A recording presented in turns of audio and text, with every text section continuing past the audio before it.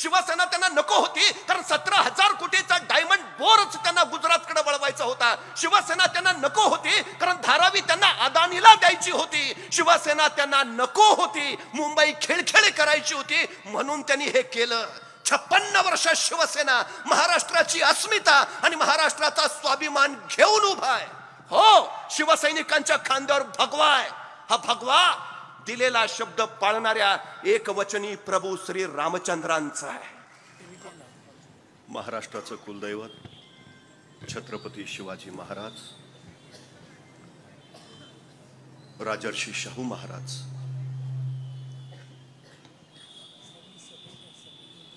वाघांना माणसासारखं वागायला शिकवणारी मी अनेक माणसं बघितली, पण माणसांना वाघासारखं जगायला शिकवणारा मी एकच वाघ बघितला.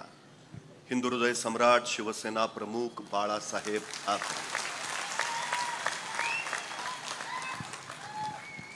सगळं सुरळीत चालू असताना राज्यकारभार करणं वेगळं आणि संकटांची एकामागोमाग एक मालिका कोसळत असताना धीरोदात्तपणे त्यातून महाराष्ट्राला सुखरूप बाहेर काढणं वेगळं.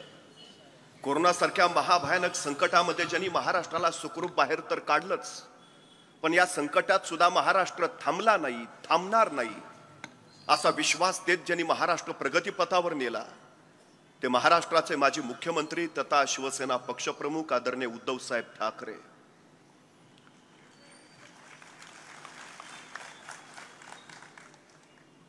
गेल्या काही दिवसापूर्वी सूर्याचा अभ्यास करण्यासाठी आदित्य L1 हे यान सूर्याकडे सोडलं गेलं.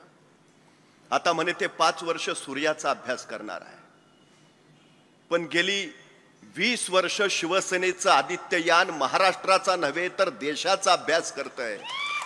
तो अभ्यास आता इतका पक्का झालाय की 2.5 वर्षाच्या पर्यावरण मंत्री पदाच्या काळामध्ये ज्या महाराष्ट्राला पर्यावरण खातं काम काय करतं ते ठाऊक नव्हतं, इथून पुढच्या 100 वर्षाच्या पर्यावरणाचा विचार करून ज्यांनी निर्णय घेतले, आज राज्यात नव्हे देशात नव्हे तर जगात कुठेही पर्यावरणाचा अभ्यास जिथं चालतो तिथं जिथं आदित्य साहेबांना आवर्जून बोलावलं जातं. ज्यांनी महाराष्ट्राच्या उद्योग क्षेत्रामध्ये विलक्षण काम केलं, दावोसच्या परिषदेला जाऊन तब्बल 80,000 कोटींचे उद्योग महाराष्ट्रामध्ये आणले. 2.5 वर्षाच्या मुख्यमंत्री पदाच्या उद्धव साहेबांच्या काळामध्ये परकीय गुंतवणुकीच्या बाबतीत महाराष्ट्र क्रमांक 1 वर ठेवला. ऊर्जा खात्यासाठी 50,000 कोटींची तरतूद केली. म्हणजे चोहो बाजूला चोहो दिशांना महाराष्ट्र प्रगतीपथावर नेण्याचं काम 2.5 वर्षामध्ये महाविकास आघाडीच्या सरकारनं केलं. पण गेली 1.5 वर्ष महाराष्ट्रामध्ये जे चालू आहे ते पाहूनच सन्माननीय आदित्य साहेब ठाकरे यांनी ही महानिष्ठा, महान्याय, महाराष्ट्र संवाद यात्रा सुरू केली. हा विषय फक्त तुमचा माझा नाही, हा विषय महाराष्ट्राचा आहे. हा विषय महाराष्ट्रातल्या उद्याच्या पिढ्यांचा आहे, त्या पिढ्यांच्या भविष्याचा आहे, लोकशाहीचा आहे, संविधानाचा आहे. ही वेळ आहे. सजग राहायला हवं, सावध राहायला हवं, लोकमानस घडवायला हवं. सगळ्यात कारण याचं तरच महाराष्ट्राचं महाराष्ट्रपण जपलं जाईल, ही सगळ्यात मोठी गोष्ट आहे. खरं तर महाराष्ट्र शौर्याची परंपरा सांगणार आहे. साहेब, या कोल्हापूरची माती तांबडी आहे. ही तांबडी माती उगाच झाली नाही, कारण या मातीसाठी अनेक जणांनी स्वतःचं रक्त सांडलंय. त्यांच्या रक्तानं इथली माती तांबडी झाली. हा या कोल्हापूरचा इतिहास आहे. मातीसाठी सर्वस्व समर्पित करायची इथली परंपरा आहे. पन्हाळ्याच्या वेड्यात महाराज अडकले. सिद्धी जहोरशी ताच बोलणं त्यांनी लावलं आणि त्यावेळी नुकत्याच स्वराज्यात आलेल्या आणि हुबहू राजांसारख्या दिसणाऱ्या शिवा काशींना महाराजांनी बोलावणं धाडलं. महाराज बोलावणं धाडलंच आणि महाराज म्हणाले, हो शिवा, शिवा आमचं रूप घेशील? ए शिवा, सिद्धीच्या भेटीला जाशील? होय रे शिवा, मरायला तयार होशील? आणि शिवा म्हटला, हो. गेला, स्वराज्यासाठी समर्पित झाला. काय पिरला असेल 6 महिन्याच्या या परिचयात महाराजांनी त्याच्या अंतकरणात. त्यांच्या अंतकरणात पिरली होती ती निष्ठा. त्या निष्ठेपायी आपलं समर्पण शिवा काशींनी दिलं. ती निष्ठा जपणारी, ती निष्ठा संवर्धित करणारी ही कोल्हापूरची माती आहे. पावसाळ्याच्या वादळी किर्र रात्री महाराज विशाल गडाकडे निघाले. 21 तासाचा अखंड प्रवास करून मसाईच्या पठारावर पोहोचले आणि त्याच वेळी सिद्धीच्या फौजेची चाहूल लागली आणि बाजी प्रभू महाराजांना म्हणाले, राजे निम्मे लोक घेऊन आपण पुढे निघा, आम्ही खिंड अडवतो. महाराज म्हटले, नाही बाजी, सारे सोबत जाऊ. नाही राज, लाख मेले तरी चालतील, पण लाखाचा पोशिंदा वाचला पाहिजे. आपण निघा. त्या लाखाच्या पोशिंद्यासाठी बाजी त्या खिंडीत कडाडत राहिले. जोपर्यंत राजे विशाळ गडावर पोहोचल्याचे तोफांचे आवाज आमच्या कानावर पडत नाहीत, तोपर्यंत हा बाजी प्राण सोडणार नाही. राजे पोहोचले आणि मग बाजी कोसळले. ती गजखिंड पावन खिंड झाली. ही निष्ठेची समर्पित माती आहे. त्यामुळे 40 गेले, काही फरक नाही साहेब. शिवसेनेचा टवकाही उडाला नाही. 40 गेले, 140 निवडून आणायची ताकद या शिवसैनिकांच्या मनगटात आहे. प्रबोधनाचा संपन्न वारसा सांगणार हे कोल्हापूर आहे. खर तर रयत शिक्षण संस्थेची स्थापना कर्मवीर भाऊराव पाटलांनी केली. खानदेशातला कुणी उद्योगपती त्यांच्याकडे आला आणि तो म्हणाला, सातारच्या तुमच्या छत्रपती शिवाजी महाविद्यालयाचं नाव बदलून तुम्ही त्या महाविद्यालयाला जर माझं नाव देत असला तर मी तुम्हाला 2 लाख रुपयाची देणगी देतो. रयत शिक्षण संस्था खरंच अडचणीत होती. कर्मवीरांना पैशाची गरज होती आणि खानदेशीच्या उद्योगपतीनं सांगितलं माझं नाव द्या, 2 लाख देतो. ताडकन कर्मवीर कडाडले. एक वेळ मी माझ्या बापाचं नाव बदलेन, पण महाविद्यालयाला दिलेलं छत्रपती शिवाजी महाराजांचं नाव बदलणार नाही. हा स्वाभिमान इथल्या मातीत आहे. कुणीतरी एकानं कर्मवीर भाऊराव पाटलांना विचारलं, हा एवढा प्रखर स्वाभिमान तुमच्यात आला कुठून? आणि कर्मवीर भाऊराव पाटील म्हणाले, माझ्या एका मित्रामुळे. कोण मित्र? आणि कर्मवीर म्हणाले, प्रबोधनकार ठाकरे. प्रबोधनकारांमुळे माझ्यामध्ये हा स्वाभिमान आला. काय माणसं असतील हो स्वाभिमानी. खर तर तो काळ अत्यंत बिकट होता. एकीकडे प्रबोधनकार ठाकरे बहुजन लोकांच्या उद्धाराचं काम करत होते, विपुल ग्रंथलेखन करत होते, प्रबोधनाचा मार्ग चोखाळत होते. पण त्याचवेळी घरची परिस्थिती बिकट होती. कुटुंब चालवण्यासाठी ते दुकानांचे बोर्ड रंगवायचे, टांगाराचा रंग द्यायचे, अनेक छोटी छोटी कामं कुटुंबासाठी त्यावेळी प्रबोधनकार ठाकरे करायचे. ही बातमी राजर्षी शाहू महाराजांना कळाली. जो माणूस समाजासाठी झटतो आहे त्या माणसाला मदत करावी या हेतूनं राजर्षी शाहू महाराजांनी 5,000 रुपयाचा एक चेक आपल्या माणसाकरवी प्रबोधनकार ठाकरेंकडे पाठवला. आणि तो चेक दिल्यावर प्रबोधनकारांनी क्षणभर त्या चेककडे पाहिलं आणि तो चेक तसाच त्या माणसाच्या अंगावर फेकून दिला आणि सांगितलं, जाऊन सांग तुझ्या महाराज साहेबांना असले चेक फेकतो आम्ही. कारण पैशाच्या अपेक्षेनं अनेक चांगली माणसं गाढव झालेली मी बघितलीत आणि मला गाढव व्हायचं नाही. ही बातमी त्या माणसानं राजर्षी शाहू महाराजांना कळवली. खरं तर राजर्षी शाहू महाराज आणि प्रबोधनकार ठाकरे यांची ही अशी बोलाचाली चालायचीच. ते ऐकल्यावर राजर्षी शाहू महाराज प्रबोधनकार ठाकरेंकडे आले आणि म्हणाले, काय रे तू आमचा चेक फेकून देतोस, लय मोठा झालास का काय? तसे प्रबोधनकार ठाकरे म्हटले, माफ करा महाराज साहेब, पण आपल्या पैशाच्या ओझ्याखाली वाकणारा मी नव्हे. कारण आपण म्हणाला होता की पैशाच्या अपेक्षेनं कैक चांगली माणसं गाढव झालेली मी बघितलीत.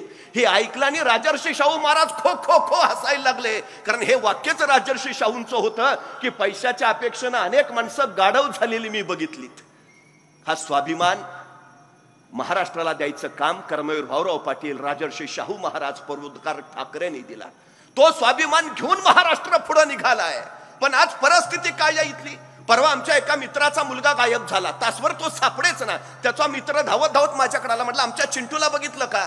मी म्हटलं नाही रे बाबा. का नाही? सापडेनाच कुठं गेलाय ते. अर्ध्या तासानं तो मित्र चिंटूला घेऊनच बरोबर आला. म्हटलं सापडला का चिंटू? हो सापडला. मग त्या चिंटूला विचारलं कुठे गेला होता रे? आणि चिंटू म्हणाला गुवाहाटीला. म्हटलं गुवाहाटीला? नाही, आम्ही खोके खोके खेळत होतो. कुठं घेऊन निघालो आम्ही? ज्या मातीनं प्रबोधनकार ठाकरेंचा, राजर्षी शाहू महाराजांचा स्वाभिमान बघितला, तिथं पैशाच्या अपेक्षेनं अनेक माणसं गाढव होताना सुद्धा बघितली. हा स्वाभिमान आहे आमचा. कुठल्या दिशेला, ज्या राज्यानं देशाला दिशा दिली ते राज्यात कुठल्या दिशेला चाललंय? आज प्रत्येक जणाच्या ओठावर एकच आहे, कुठं नेऊन ठेवला महाराष्ट्र माझा?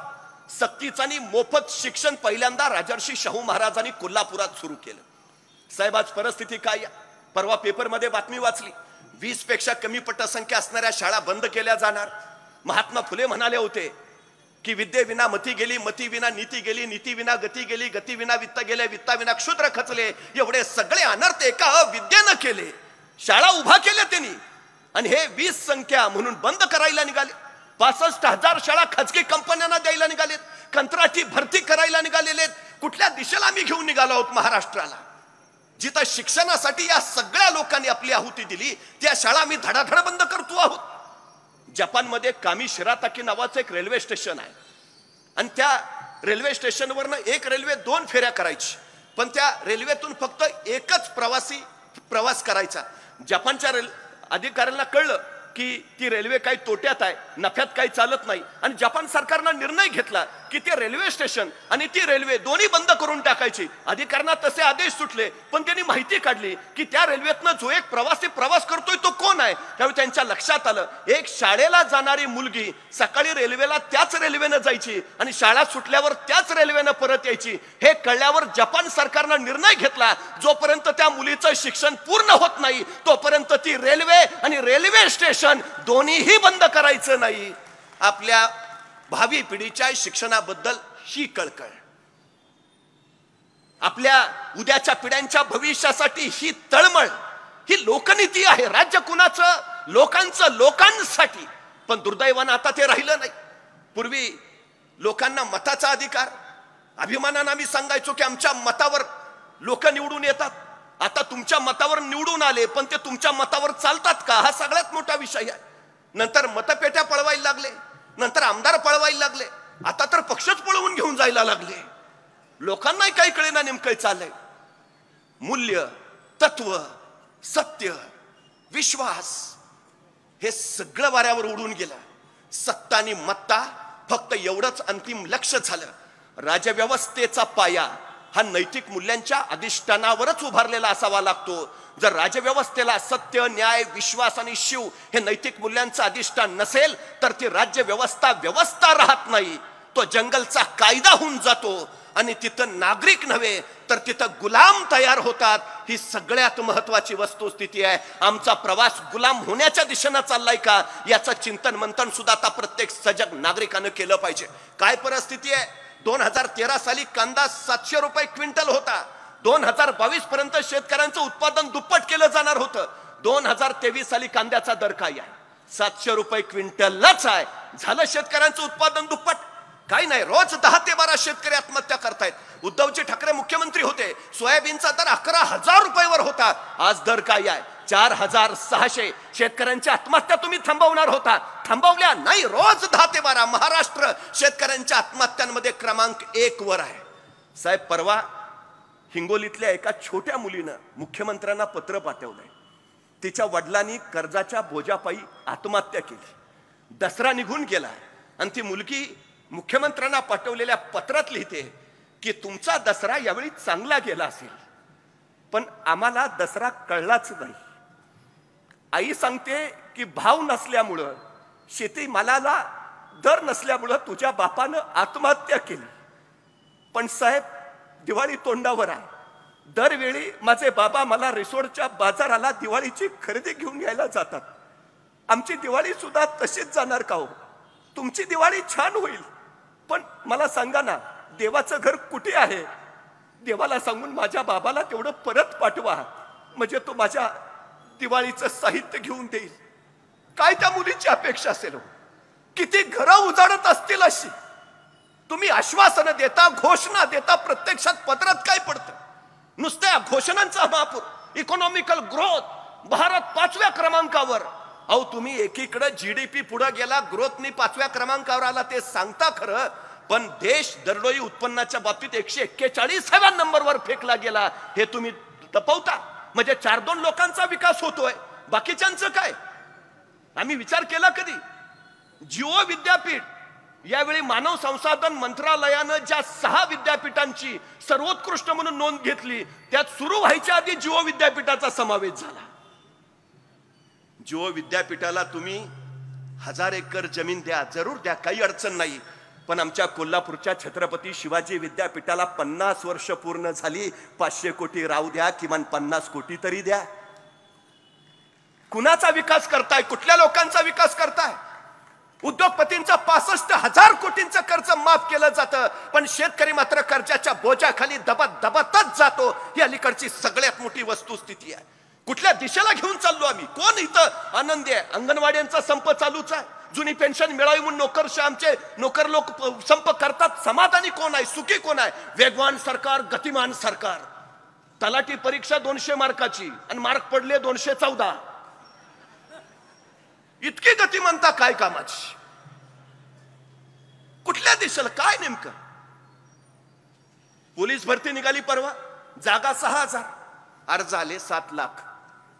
3 शासकीय विभागाच्या भरत्या निघाल्या, जागा 35,000, अर्ज आले 23 लाख. महाराष्ट्रात 42% तरुण बेरोजगार आहेत. 42%. म्हणजे तरुणांची ही अफाट ताकद, अफाट ऊर्जा निव्वळ आम्ही वाया घालवतो आहोत. काय देणं घेणं आम्हाला पडलं नाही. रोज 1 ते 2 तरुण महाराष्ट्रातल्या आत्महत्या करतायत. ही आमची आजची परिस्थिती आहे, सगळ्यात भयानक. कुठल्या दिशेला घेऊन चाललो आम्ही सगळं? हे राज्य कुणासाठी, कशासाठी? छत्रपती शिवाजी महाराजांचं राज्य लोककल्याणकारी होतं, कारण तिथं लोकनीती वापरली जात होती. आता फक्त सत्तेसाठी राजनीतीचा वापर केला जातोय. ही आमची शोकांतिका आहे. बेरोजगारी वाढते, महागाई वाढते, हे सगळे प्रश्न आहेतच. पण पूर्वी प्राचीन काळी शोध लागला होता. दगडाला दगड घासला की ठिणग्या उडतात आणि मग अग्नीचा शोध लागला. आता नवीन शोध लागलाय. जातीला जात घासली, धर्माला धर्म घासला की ठिणग्या उडतात, अग्नी पेटतो आणि मग त्या अग्नीवर आपल्या सत्तेची पोळी भासता येते. महाराष्ट्र अस्थिर करायचं काम चालू आहे. कुठल्या दिशेला निघालो आम्ही? प्रश्न फक्त शिवसेनेचा नाही. शिवसेना त्यांना नको होती का? कारण तरच त्यांना सगळे उद्योग गुजरातला घेऊन जाता आले असते. शिवसेना त्यांना नको होती कारण 17,000 कोटीचा डायमंड बोरच त्यांना गुजरातकडे वळवायचा होता. शिवसेना त्यांना नको होती कारण धारावी त्यांना अदानीला द्यायची होती. शिवसेना त्यांना नको होती, मुंबई खेळखेळी करायची होती, म्हणून त्यांनी हे केलं. 56 वर्ष शिवसेना महाराष्ट्राची अस्मिता आणि महाराष्ट्राचा स्वाभिमान घेऊन उभा आहे. हो, शिवसैनिकांच्या खांद्यावर भगवा आहे. हा भगवा दिलेला शब्द पाळणाऱ्या एकवचनी प्रभू श्री रामचंद्रांचा आहे. हो, हा भगवा हरेक द्रौपदीचं रक्षण करणाऱ्या भगवान श्रीकृष्णांचा आहे. हो, हा भगवा रामकृष्ण हरी म्हणत वारीला जाणाऱ्या वारकऱ्यांचा आहे. हो, हा भगवा हर हर महादेव म्हणत रणांगणावर उतरणाऱ्या धारकऱ्यांचा आहे. पुन्हा सज्ज व्हावं लागेल. ज्यावेळी सगळे एकत्र आले, जात धर्म पंथ सगळे एकत्र आले, तेव्हा स्वातंत्र्य मिळालं. जेव्हा सगळे एक झाले त्यावेळी संयुक्त महाराष्ट्र मिळाला. पुन्हा एकदा महाराष्ट्राच्या महाराष्ट्रपणासाठी उभा राहावं लागेल. आपल्यात ती ताकद आहे, ती ऊर्जा घेऊन आदित्य साहेब निघालेत, तो भगवा खांद्यावर घेऊन निघालेत. आपण त्यांच्या सोबत राहायला हवं. कारण रुमनं बाजूला टाकून आपल्या पोलादी मनगटाने दिल्लीच्या तख्ताला धडका मारणारा हा महाराष्ट्र आहे. चिनाबच्या पल्यात जाऊन अब्दालीच्या पोरांच्या नांग्या ठेचणारा हा महाराष्ट्र आहे. मृत्यूच्या कराल दाढेतही बचेंगे तो और भी लढेंगे असं म्हणत उत्तरे थया थया नाचणाऱ्या मराठा शौर्यवीरांचा हा महाराष्ट्र आहे. महाराष्ट्र संपत नसतो, महाराष्ट्र संपवत असतो. तो इतिहास घेऊन महाराष्ट्राच्या महाराष्ट्रपणासाठी उभा राहूया. पुन्हा महाराष्ट्र अस्मितेचा, महाराष्ट्र स्वाभिमानाचा भगवा फडकूया. आदित्य साहेब तो ध्वज घेऊन निघालेत, आपण त्यांच्या सोबत जाऊया. जय महाराष्ट्र.